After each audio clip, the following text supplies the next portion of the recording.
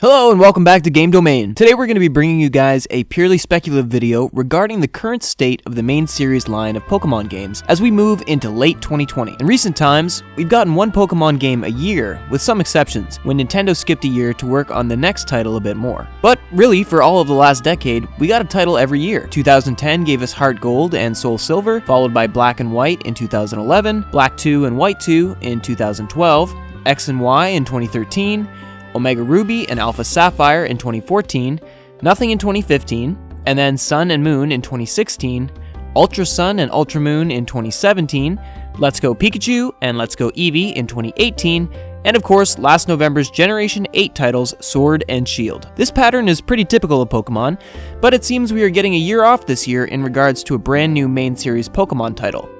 Nintendo already announced the Pokemon Sword and Shield DLC expansion pack, which consists of 2 expanded wild area-like regions and storylines in the form of the Isle of Armor in June and the Crown Tundra in the fall. In the fall of each year, we normally receive an all-new Pokemon title from Game Freak, but this year, we will get the second wave of Galarian expansion in place of a new title. What does this mean then? Well, first off, Game Freak wants to expand off of the success of Sword and Shield and give us fans all new Galarian content to enjoy before we head off into the next adventure. Now, this also means that Game Freak is going to be spending a lot of extra time working on the new Pokemon game that will come out in 2021, and we can't be more excited for what it might be. Rumors have been circulating for essentially 5 years about Diamond and Pearl remakes, commonly referred to among the fanbase as fabricated names Temporal Diamond and Celestial Pearl.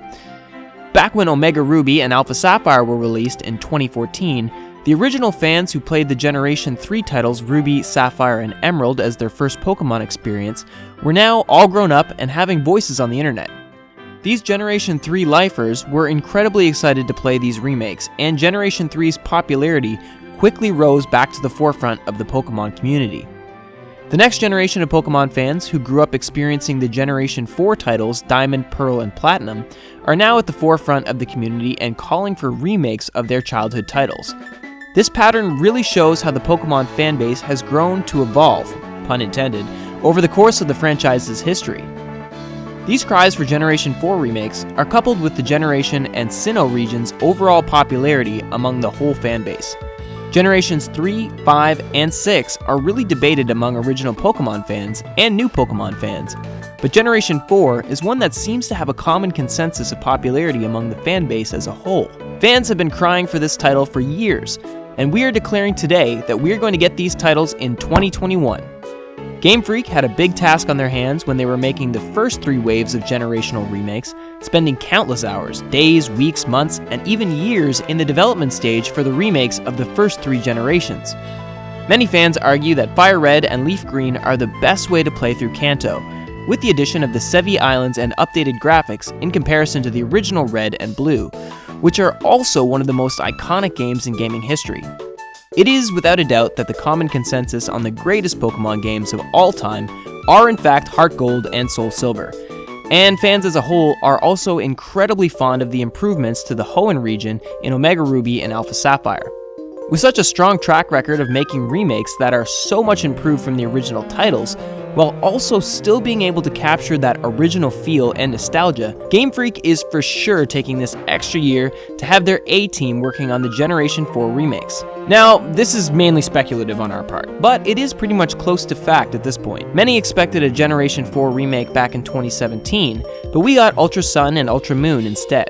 This speculation was a bit unwarranted, because Game Freak wouldn't be giving us remakes in 2 out of 3 title releases. But in fall of 2021, we will be 7 years removed from the previous generational remake.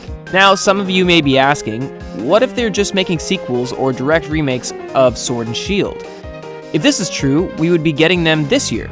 Nintendo has made direct sequels or direct remakes of games twice, excluding third versions, because those take place in virtually the same timeline and universe as the other versions.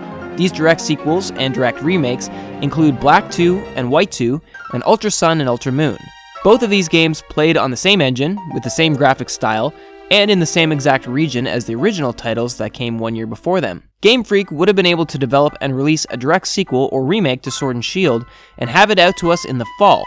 but instead, we are getting DLC expansions while they work on some sort of larger release in 2021.